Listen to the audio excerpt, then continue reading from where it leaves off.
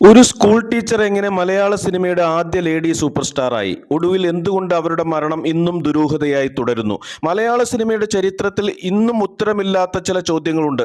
വെറും 37-ാം വയസ്സിൽ മരിച്ച ഒരു നടി. ആ മരണകാരണം ആദ്യം രോഗമാണെന്ന് പറഞ്ഞു, പിന്നീട് ആത്മഹത്യയാണെന്ന വാർത്തകൾ, അതിനുശേഷം കാപ്പിയിൽ വിഷം കലർത്തി കൊന്നതാണെന്ന ആരോപണങ്ങൾ. ഇത്രയൊക്കെ സംശയങ്ങൾ ഉയർന്നതോടെ മരണത്തിന് ഏകദേശം ഒരു വർഷത്തിന് ശേഷം അവരുടെ പിതാവിന്റെ പരാതിയുടെ അടിസ്ഥാനത്തിൽ മൃതദേഹം വീണ്ടും പുറത്തെടുത്ത് പരിശോധിക്കേണ്ടി വന്നു. പക്ഷേ സത്യത്തിൽ എന്താണ് സംഭവിച്ചത്? ആരാണ് മിസ് കുമാരി? എന്തുകൊണ്ടാണ് ഇന്നും മലയാള സിനിമയിലെ ഏറ്റവും ദുരൂഹമായ മരണങ്ങളിൽ ഒന്നായി അവരുടെ പേര് പറയപ്പെടുന്നത്? 1930കളുടെ തുടക്കം. കോട്ടയം ജില്ലയിലെ ഭരണങ്ങാനം. പച്ചപ്പും വിശ്വാസവും നിറഞ്ഞ ഒരു ഗ്രാമം. അവിടെയാണ് തോമസിന്റെയും മേലിക്കുട്ടിയുടെയും മകളായി ത്രേസ്യാമ്മ തോമസ് ജനിക്കുന്നത്. അന്ന് ആ കുടുംബത്തിന് അറിയില്ലായിരുന്നു ഈ കുഞ്ഞ് ഒരു നാൾ മലയാള സിനിമയുടെ ചരിത്രത്തിൽ ഒരിക്കലും മായാത്ത പേര് നേടുമെന്ന്. കുട്ടിക്കാലം മുതൽ ത്രേസ്യാമ്മ ശാന്ത സ്വഭാവക്കാരിയായിരുന്നു. പഠനത്തിൽ മിടുക്കി. സ്കൂൾ നാടകങ്ങളിൽ പങ്കെടുക്കുമായിരുന്നു. എന്നാൽ സിനിമാ നടിയാകണമെന്ന സ്വപ്നം അവർ കണ്ടിരുന്നില്ല. ഭരണങ്ങാനം സേക്രഡ് ഹാർട്ട് സ്കൂളിൽ പഠനം പൂർത്തിയാക്കിയ ശേഷം അതേ സ്കൂളിൽ അധ്യാപികയായി ജോലി ലഭിച്ചു. ജീവിതം വളരെ സാധാരണമായിരുന്നു. രാവിലെ സ്കൂൾ, വൈകുന്നേരം വീട്ടിലേക്ക്. സിനിമയുമായി യാതൊരു ബന്ധവുമില്ലാത്ത ജീവിതം. പക്ഷെ ചില ജീവിതങ്ങൾ നമ്മൾ തീരുമാനിക്കുന്ന വഴിയിലല്ല പോകുന്നത്, വിധി തീരുമാനിക്കുന്ന വഴിയിലൂടെയാണ്. ത്രേസ്യാമ്മയുടെ പിതാവ് തോമസിന് കലാരംഗത്ത് നല്ല പരിചയങ്ങളുണ്ടായിരുന്നു. അന്നത്തെ മലയാള സിനിമ വളർന്നു വരുന്ന കാലം. പുതിയ മുഖങ്ങളെ അന്വേഷിച്ചുകൊണ്ടിരുന്ന നിർമ്മാതാക്കൾ. അങ്ങനെയാണ് ത്രേസ്യാമ്മയുടെ പേര് ഉദയ സ്റ്റുഡിയോയുടെ ശ്രദ്ധയിൽപ്പെടുന്നത്. അന്നത്തെ ഉദയ സ്റ്റുഡിയോ വെറും ഒരു സ്റ്റുഡിയോ മാത്രമായിരുന്നില്ല, മലയാള സിനിമയുടെ ഭാവിയെ രൂപപ്പെടുത്താൻ പോകുന്ന ഒരു സ്ഥാപനമായിരുന്നു അത്. അവരുടെ ആദ്യ സിനിമ വെള്ളി നക്ഷത്രം.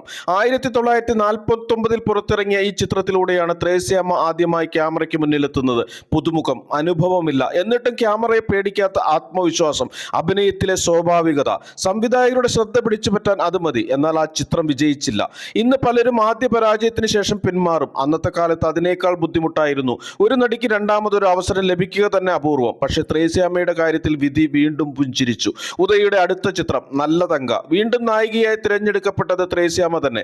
അപ്പോഴാണ് നിർമ്മാതാവായ KV കോശി ഒരു നിർദ്ദേശം മുന്നോട്ട് വെച്ചത്.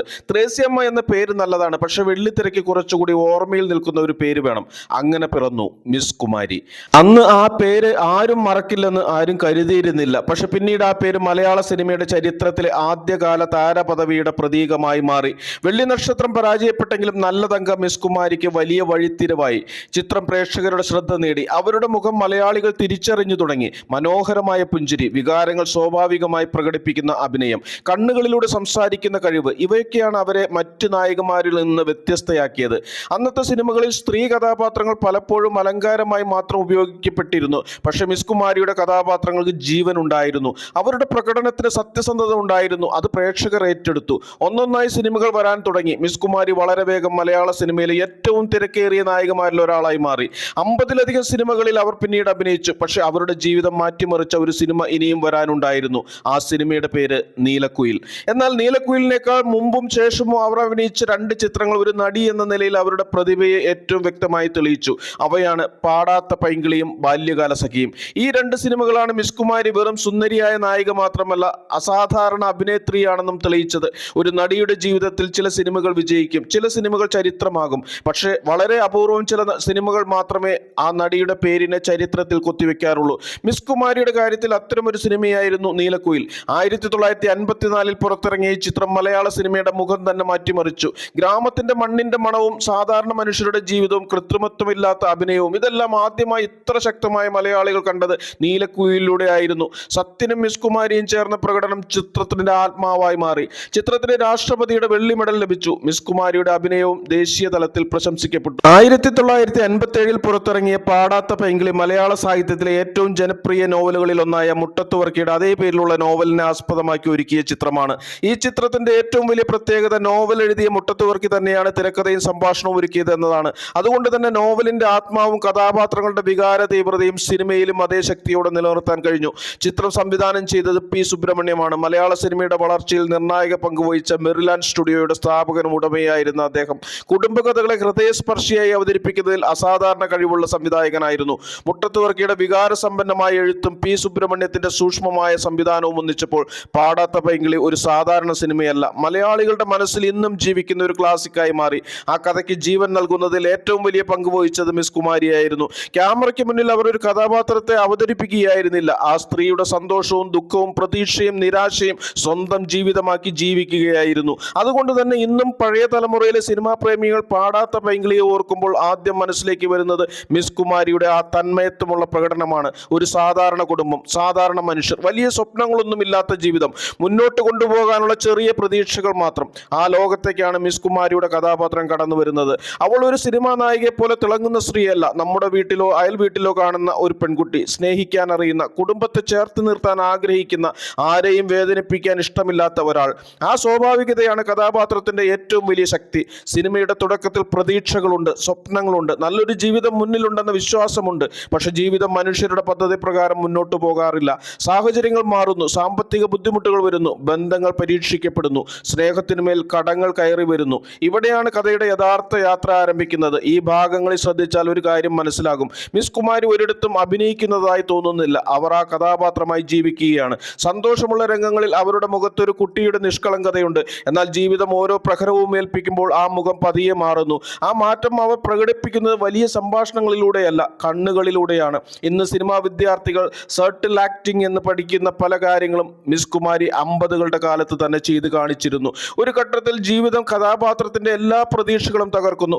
മറ്റാരെങ്കിലും ആയിരുന്നെങ്കിൽ ഉച്ചത്തിൽ കരഞ്ഞേനെ, വികാര പ്രകടനങ്ങൾ കൊണ്ട് രംഗം നിറച്ചനെ. പക്ഷെ മിസ് കുമാരി ചെയ്യുന്നത് മറ്റൊന്നാണ്. ഒരു നിമിഷം അവർ മൗനമായി നിൽക്കുന്നു, കണ്ണുകളിൽ കണ്ണുനീർ നിറയുന്നു, ചുണ്ടുകൾ വിറയ്ക്കുന്നു, പക്ഷെ ഒരു വാക്ക് പോലും പറയുന്നില്ല. ആ നിശബ്ദത 100 സംഭാഷണങ്ങളെക്കാൾ ശക്തമായി പ്രേക്ഷകരുടെ മനസ്സിലേക്ക് കടക്കുന്നു. അതാണ് ഒരു വലിയ നടിയുടെ അടയാളം. പാടാത്ത പൈങ്കിളി റിലീസ് ചെയ്തപ്പോൾ പല കുടുംബങ്ങളും രണ്ടാമതും മൂന്നാമതും ഈ സിനിമ കാണാൻ തിയേറ്ററിലെത്തി. കാരണം അവർ ഒരു കഥ കണ്ടില്ല, സ്വന്തം ജീവിതത്തിന്റെ പ്രതിഫലനം കണ്ടു. അന്നത്തെ കേരളത്തിൽ ദാരിദ്ര്യവും കുടുംബ ബാധ്യതകളും സാധാരണമായിരുന്നു. സ്വന്തം ഇഷ്ടങ്ങൾ മാറ്റിവെച്ച് കുടുംബത്തിനു വേണ്ടി ജീവിക്കേണ്ടി വന്ന സ്ത്രീകൾ അനവധിയായിരുന്നു. അവർ മിസ് കുമാരിയുടെ കഥാപാത്രത്തിൽ തങ്ങളെ തന്നെ കണ്ടു. അതുകൊണ്ടാണ് പല സ്ത്രീകളും സിനിമ കഴിഞ്ഞ് കണ്ണീരോടെ തിയേറ്റർ വിട്ടതെന്ന് അന്നത്തെ നിരൂപണങ്ങളിൽ പറയപ്പെട്ടത്. പാടാത്ത പൈങ്കിളിയിലൂടെ മലയാളികളെ കരയിച്ച മിസ് കുമാരി തൊട്ടു പിന്നാലെ മറ്റൊരു സാഹിത്യകൃതിയിലൂടെ വീണ്ടും ചരിത്രം സൃഷ്ടിച്ചു. ആ കൃതി എഴുതിയത് വൈക്കം മുഹമ്മദ് ബഷീർ. ആ പ്രണയകഥയുടെ പേര് ബാല്യകാല സഖി. മജീദിന്റെയും സുഹ്റയുടെയും പ്രണയം വായനക്കാരെ കരയിച്ചിരുന്നു. എന്നാൽ അത് സിനിമയായപ്പോൾ സുഹ്റയായി ജീവിച്ച മിസ് കുമാരി മലയാള സിനിമയിലെ എക്കാലത്തെയും മികച്ച പ്രകടനങ്ങളൊന്ന് കാഴ്ചവെച്ചു. സുഹ്റയെക്കുറിച്ച് പറയുമ്പോൾ ഇന്നും മിക്ക പഴയ സിനിമാ പ്രേമികളുടെയും മനസ്സിലേക്ക് ആദ്യം വരുന്നത് മിസ് കുമാരിയാണ്. 1954 വൈക്കം മുഹമ്മദ് ബഷീർ എഴുതിയ ബാല്യകാല സഖി മലയാള സാഹിത്യത്തിലെ എക്കാലത്തെയും മികച്ച പ്രണയ നോവലുകളിൽ ഒന്നായി ഇന്നും വിലയിരുത്തപ്പെടുന്നു. അത് വെറും ഒരു പ്രണയകഥയല്ല, ദാരിദ്ര്യത്തിന്റെ കഥയാണ്, വിധിയുടെ ക്രൂരതയുടെ കഥയാണ്, സ്വപ്നങ്ങൾ തകർന്നു പോകുന്ന മനുഷ്യരുടെ കഥയാണ്. ഈ നോവൽ സിനിമയാക്കാൻ തീരുമാനിച്ചപ്പോൾ സംവിധായകർക്ക് ഏറ്റവും വലിയ വെല്ലുവിളി ഒരേ ഒരു കാര്യമായിരുന്നു: സുഹറയായി ആരെ കണ്ടെത്തും. കാരണം വായനക്കാരുടെ മനസ്സിൽ സുഹറ ജീവിച്ചു കൊണ്ടിരിക്കുകയാണ്. അവളുടെ നിഷ്കളങ്കത, അവളുടെ സ്നേഹം, അവളുടെ വേദന, ഇവയെല്ലാം തിരശ്ശീലയിൽ എത്തിക്കാൻ അസാധാരണ അഭിനേത്രി വേണമായിരുന്നു. ആ തെരഞ്ഞെടുപ്പ് ഒടുവിൽ എത്തി നിന്നത് മിസ് കുമാരിയിലായിരുന്നു. അത് മലയാള സിനിമയുടെ ചരിത്രത്തിലെ ഏറ്റവും മികച്ച കാസ്റ്റിംഗ് തീരുമാനങ്ങളിൽ ഒന്നായി പിന്നീട് വിലയിരുത്തപ്പെട്ടു. കഥ തുടങ്ങുന്നത് ഒരു ചെറിയ ഗ്രാമത്തിലാണ്. ഒരുമിച്ച് വളരുന്ന 2 കുട്ടികൾ, മജീദും സുഹ്റയും. ആദ്യത്തിൽ അത് സൗഹൃദമാണ്. പിന്നീട് ആ സൗഹൃദം പതിയെ പ്രണയമായി മാറുന്നു. ആ പ്രണയത്തിന് വലിയ വാക്കുകളില്ല, പ്രണയ ലേഖനങ്ങളില്ല, വാഗ്ദാനങ്ങളില്ല, ഒരുമിച്ച് ജീവിക്കണമെന്ന നിഷ്കളങ്കമായ ഒരു സ്വപ്നം മാത്രം. മിസ് കുമാരി സുഹ്റയായി ആദ്യമായി പ്രത്യക്ഷപ്പെടുന്ന നിമിഷം മുതൽ പ്രേക്ഷകർക്ക് തോന്നുന്നത് ഇതാണ് ബഷീർ എഴുതിയ സുഹ്റ. അത്ര സ്വാഭാവികമായിരുന്നു അവരുടെ മുഖഭാവങ്ങൾ. പക്ഷെ ഓരോ മഹത്തായ പ്രണയകഥയിലും ഒരു വഴിത്തിരിവുണ്ട്. മജീദിന്റെ കുടുംബം സാമ്പത്തികമായി തകർന്നു പോകുന്നു. ജീവിതം അവനെ ഗ്രാമം വിട്ടുപോകാൻ നിർബന്ധിതനാക്കുന്നു. അവൻ തിരികെ വരുമ്പോൾ തന്റെ ബാല്യവും സ്വപ്നങ്ങളും സുഹ്റയുടെ ജീവിതവും ഒന്നും പഴയതുപോലെയല്ല. ഇവിടെയാണ് സിനിമയുടെ വികാര തീവ്രത ഉയരുന്നത്. ദാരിദ്ര്യം ആദ്യം മനുഷ്യന്റെ സ്വപ്നങ്ങളെയാണ് കവർന്നെടുക്കുന്നത്. അതാണ് സുഹ്റയുടെ ജീവിതത്തിന് സംഭവിക്കുന്നത്. സാഹചര്യങ്ങളുടെ സമ്മർദ്ദത്തിൽ അവളുടെ ജീവിതം മറ്റൊരു വഴിയിലേക്ക് തിരിയുന്നു. അവൾ ആഗ്രഹിച്ച ജീവിതമല്ല അവൾക്ക് ലഭിക്കുന്നത്. ഓരോ ദിവസവും അവളുടെ മുഖത്ത് ചിരി മങ്ങി തുടങ്ങുന്നു. ഇവിടെയാണ് മിസ് കുമാരി എന്ന നടിയുടെ അസാധാരണ കഴിവ്. നമ്മൾ കാണുന്നത് സന്തോഷം നിറഞ്ഞ ഒരു യുവതിയിൽ നിന്ന് ജീവിതത്തിന്റെ പ്രഹരങ്ങൾ ഏറ്റുവാങ്ങിയ സ്ത്രീയിലേക്കുള്ള മാറ്റം. അവർ പ്രകടിപ്പിക്കുന്നത് മേക്കപ്പിലൂടെയോ വലിയ സംഭാഷണങ്ങളിലൂടെയോ അല്ല, കണ്ണുകളിലൂടെയാണ്. ഒരു പുഞ്ചിരി പതിയെ അപ്രത്യക്ഷമാകുന്നു, മുഖത്തെ പ്രകാശം പതിയെ മങ്ങുന്നു, ശബ്ദത്തിലെ ആത്മവിശ്വാസം കുറയുന്നു. ഇവയെല്ലാം വളരെ സൂക്ഷ്മമായി അവർ അവതരിപ്പിക്കുന്നു. സിനിമയിലെ ഏറ്റവും ഹൃദയഭേദകമായ രംഗങ്ങളിൽ ഒന്നാണിത്. വർഷങ്ങൾക്ക് ശേഷം അവർ വീണ്ടും പരസ്പരം കാണുന്നു. ഒരിക്കൽ ഭാവിയെക്കുറിച്ച് സ്വപ്നം കണ്ട 2 പേർ ഇപ്പോൾ അവർ പരസ്പരം നോക്കുന്നു. പറയാൻ ഒരുപാട് കാര്യങ്ങളുണ്ട്, പക്ഷെ വാക്കുകൾ വരുന്നില്ല. ഈ രംഗത്തിൽ മിസ് കുമാരി ചെയ്ത അഭിനയത്തെക്കുറിച്ച് പിന്നീട് നിരവധി നിരൂപകർ എഴുതിയിട്ടുണ്ട്. കാരണം അവരുടെ കണ്ണുകളിൽ മാത്രം മുഴുവൻ ജീവിതത്തിന്റെ വേദന ഉണ്ടായിരുന്നു. ഒരു നടി തന്റെ കഥാപാത്രത്തെ എത്ര ആഴത്തിൽ മനസ്സിലാക്കണം എന്നതിന്റെ മികച്ച ഉദാഹരണമാണ് ഈ രംഗം. സിനിമ സിനിമ പതിയെ ക്ലൈമാക്സിലേക്ക് നീങ്ങുന്നു. പ്രേക്ഷകർ ഇപ്പോഴും പ്രതീക്ഷിക്കുന്നു ഒരുപക്ഷെ ഇവർക്കൊരു സന്തോഷകരമായ അവസാനം ലഭിച്ചേക്കാം. പക്ഷെ ബഷീർ എഴുതിയത് ജീവിതമായിരുന്നു. ജീവിതം എല്ലായ്പ്പോഴും കഥകളെ പോലെ അവസാനിക്കാറില്ല. സുഹറയുടെ ജീവിതം കൂടുതൽ ദുഃഖകരമാകുന്നു.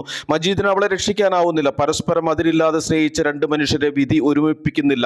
ക്ലൈമാക്സ് അവസാനിക്കുമ്പോൾ തിയേറ്ററുകളിൽ പലരും കണ്ണീരോടെ ഇരുന്നുവെന്നാണ് അന്നത്തെ പത്ര റിപ്പോർട്ടുകൾ രേഖപ്പെടുത്തുന്നത്. മിസ് കുമാരി എന്തുകൊണ്ട് സുഹറയായി വിജയിച്ചു? കാരണം അവർ അഭിനയിച്ചില്ല, ജീവിച്ചു. ബഷീർ നോവലിൽ എഴുതിയ സുഹറയുടെ നിഷ്കളങ്കത, സ്നേഹം, സഹനം, നിശബ്ദമായ വേദന ഇതെല്ലാം മിസ് കുമാരി വെള്ളിത്തിരയിൽ അതേ തീവ്രതയിൽ എത്തിച്ചു. ബാല്യകാല സഖിക്ക് ശേഷം മിസ് കുമാരി നിരവധി ശ്രദ്ധേയ ചിത്രങ്ങളിൽ അഭിനയിച്ചു. കുടുംബകഥകൾ, സാമൂഹിക സിനിമകൾ, പ്രണയ ചിത്രങ്ങൾ, വികാര നാടകങ്ങൾ. ഏത് കഥാപാത്രം നൽകിയാലും അതിൽ സ്വാഭാവികത കൊണ്ടുവരാനുള്ള കഴിവ് അവർക്കുണ്ടായിരുന്നു. 50-ലധികം സിനിമകളിൽ അഭിനയിച്ച അവർ 50കളുടെ അവസാനവും 60കളുടെ തുടക്കവും മലയാള സിനിമയിലെ ഏറ്റവും തിരക്കേറിയ നായികമാരിൽ ഒരാളായിരുന്നു. എന്നാൽ ഈ വിജയങ്ങൾക്കിടയിൽ അവരുടെ വ്യക്തിജീവിതം പതിയെ മറ്റൊരു വഴിയിലേക്ക് നീങ്ങുകയായിരുന്നു. 1963 ഫെബ്രുവരി 7 മിസ് കുമാരി എറണാകുളം സ്വദേശിയും ഫാക്ടിലെ കെമിക്കൽ എഞ്ചിനീയറുമായ ഹോർമിസ് തളിയത്ത് എന്നയാളെ വിവാഹം ചെയ്തു. അന്നത്തെ മലയാള സിനിമയിലെ ഏറ്റവും ചർച്ച ചെയ്യപ്പെട്ട വിവാഹങ്ങളിൽ ഒന്നായിരുന്നു അത്. വിവാഹശേഷം അവർ സിനിമയിൽ നിന്ന് കുറച്ചു കാലം വിട്ടുനിന്നു. കാരണം ഇനി അവർ ഒരു താരം മാത്രമായിരുന്നില്ല, ഒരു ഭാര്യ, പിന്നീട് 3 ആൺമക്കളുടെ അമ്മ. ജോണി, തോമസ്, ബാബു. കുടുംബജീവിതത്തിനാണ് അവർ കൂടുതൽ പ്രാധാന്യം നൽകിയത്. സിനിമയിലെ തിളക്കത്തിൽ നിന്ന് വീട്ടിലെ ശാന്തതയിലേക്കുള്ള യാത്ര. പലരും അത് അവരുടെ ജീവിതത്തിലെ ഏറ്റവും സന്തോഷകരമായ കാലഘട്ടമാണെന്ന് കരുതി. പക്ഷെ വിധി മറ്റൊരു തിരക്കഥ എഴുതി കഴിഞ്ഞിരുന്നു. 1969 ജൂൺ 9 രാവിലെ പുറത്തു വന്ന വാർത്ത മലയാള സിനിമയെ നടുക്കി. മിസ് കുമാരി അന്തരിച്ചു. വിശ്വസിക്കാൻ പലർക്കും കഴിഞ്ഞില്ല. കാരണം അവർക്ക് വെറും പ്രായം 37. അത്രയും ചെറുപ്പത്തിൽ അത്രയും ജനപ്രിയയായ ഒരു നടി പെട്ടെന്ന് മരണപ്പെടുക എന്നത് ആളുകളെ ഞെട്ടിച്ചു. ആദ്യമായി പുറത്തു വന്ന റിപ്പോർട്ടുകൾ പ്രകാരം വയറുവേദനയെ തുടർന്നുണ്ടായ ആരോഗ്യ പ്രശ്നങ്ങളാണ് മരണകാരണമെന്ന് പറയപ്പെട്ടു. അങ്ങനെ തോന്നിയ സംഭവം ദിവസങ്ങൾക്കുള്ളിൽ വലിയ വിവാദമായി മാറി. ഒരു മരണം, അതിനുശേഷം ചോദ്യങ്ങൾ, ആ ചോദ്യങ്ങളിൽ നിന്ന് ജനിച്ച അഭ്യൂഹങ്ങൾ.